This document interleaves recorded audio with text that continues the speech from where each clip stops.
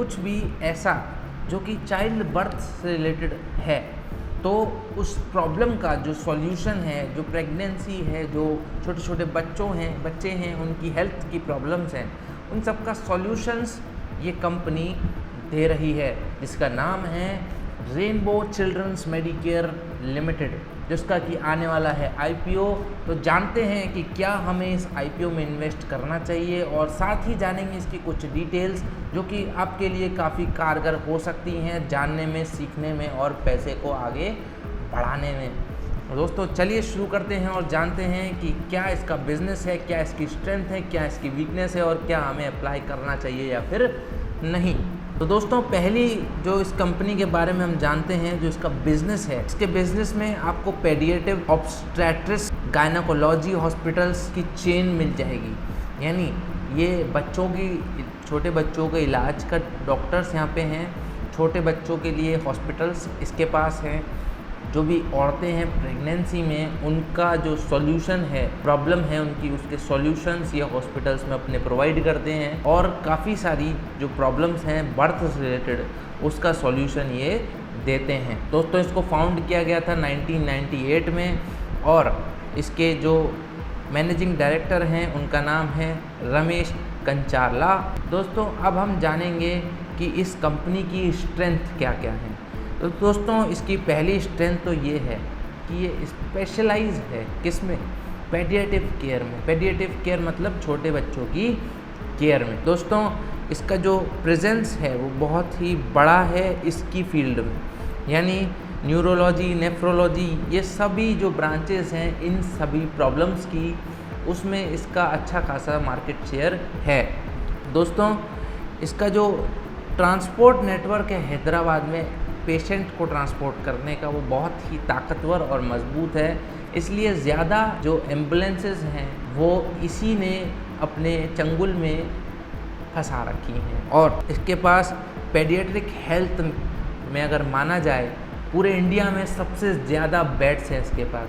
इसका मतलब कि इंडिया में जितने भी बच्चों के इलाज के लिए जो बेड्स हैं उसमें सबसे ज़्यादा बेड्स इस कंपनी के पास हैं। दोस्तों इसके लास्ट 6 ईयर्स में इसने 985 बेड्स बढ़ाए हैं, 10 हॉस्पिटल बढ़ाए हैं और 4 सिटीज़ में अपना ऑपरेशन बढ़ाए हैं।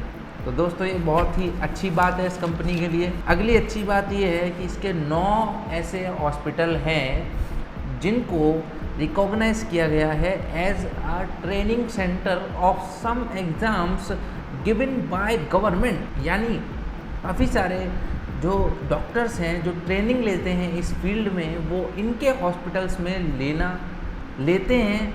क्यों लेते हैं? क्योंकि सरकार के जो एग्ज़ाम्स हैं फील्ड से रिलेटेड वो यहाँ पे ट्रेनिंग रिकमेंड कर रहे हैं, जो कि बहुत ही पावरफुल पॉइंट इस कंपनी के लिए कहा जा सकता है।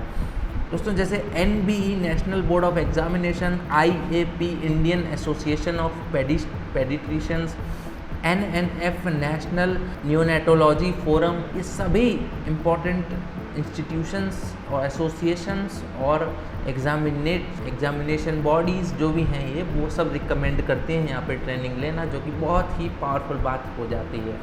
दोस्तों अब जानते हैं इसकी कुछ वीकनेस जो कि शायद आपको फोर्स करें इस IPO में अप्लाई ना करने के लिए, लेकिन हम देखना ज़रूर चाहेंगे कि क्या इसकी वीकनेस। तो दोस्तों की जो डॉक्टर्स कंसल्टेंसी देते हैं यहाँ पे, जो डॉक्टर्स एडवाइसेस देते हैं वो इनके सर्विस कॉन्ट्रैक्ट पे हैं, यानी मतलब अपॉइंट नहीं कर रखा है, बस वो उनका खुद का क्लिनिक है, वो इनको कंसल्टेंसी देते हैं साइड में और उसके पैसे उनको पे करते हैं। दोस्तों इसकी कुछ लीगल रिक्वायरमेंट्स हैं वो इसने कंप्लाई नहीं करी, यानी इसके कुछ नॉन कंप्लाइंस हैं फाइनेंशियल फील्ड में, या जो इसके लॉ जो इसको बोलता है करने को वो इसने फॉलो नहीं कर रखे कहीं जगह पे, जो कि शायद से इसके लिए मुश्किल बात हो सकती है इसको एप्लीकेबल बनाने में। दोस्तों इसकी जो ट्रेडमार्क्स हैं, इसके कुछ ट्रेडमार्क्स हैं उनमें इश्यूज़ आ रहे हैं। दोस्तों इसके बर्थ राइट जो एक वर्ड है उसको अपने नाम में जोड़ना चाहती है, या कहीं अपनी सब्सिडरी में या अपनी कोई ब्रांच में जोड़ना चाह रही है, उसको इसमें प्रॉब्लम आ रही है जो कि इसको फंसा रही है काम में आगे बढ़ने से। दोस्तों इसकी बोरोइंग्स 42.73 करोड़ की है। दोस्तों इसके ऊपर काफ़ी सारी लीगल प्रोसीडिंग आउटस्टैंडिंग है।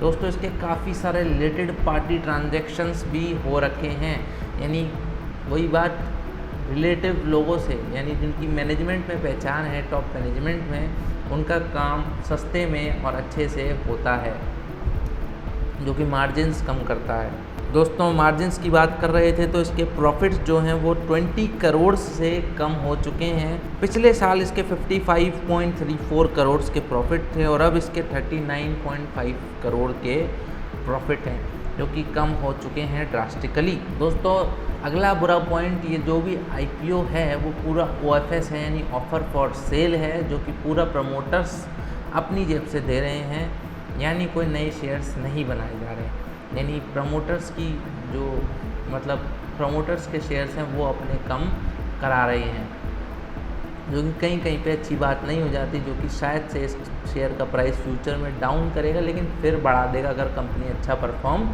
करेगी। तो दोस्तों क्या इस IPO में अप्लाई करना चाहिए या फिर नहीं? तो दोस्तों इसमें IPO में अगर आपके पास पैसे हैं कैंपस और इसमें दोनों में पैसे लगाने के लिए हैं तो आप लगा सकते हैं। अगर पैसे नहीं हैं तो आप उस कैंपस में ही लगाएं, वो ज़्यादा बेटर है, वरना इसमें लगाने पर आपको फ़ायदा मिल सकता है, क्योंकि इसने वैल्यूएशंस में अपना गैप छोड़ रखा है और कुछ ही दिनों में आने वाला है LIC का IPO। तब तक आपके पैसे इसमें ना अटक जाएं तो इसमें आप अवॉइड कर सकते हैं लगाना, क्योंकि शायद LIC के IPO में अगर आपको मिलता है तो गेन ज़्यादा होने के चांसेस बने हुए हैं। तो दोस्तों अगर आपको एडवाइस समझ में आई, यदि आप पे पैसा है तो हाँ, नहीं है तो ना, सीधी बात, नो बकवास। Thank you so much for watching, bye bye. मिलते हैं आपसे अगली वीडियो में। कुछ सीखा हो, कुछ जाना हो तो लाइक करना, शेयर करना अपने दोस्तों के साथ, सब्सक्राइब करना हमारे चैनल कॉमर्समेट्री को, ऐसे ही कमाल की काम की शानदार वीडियोस आगे पाते रहने के लिए। So thank you so much, bye bye.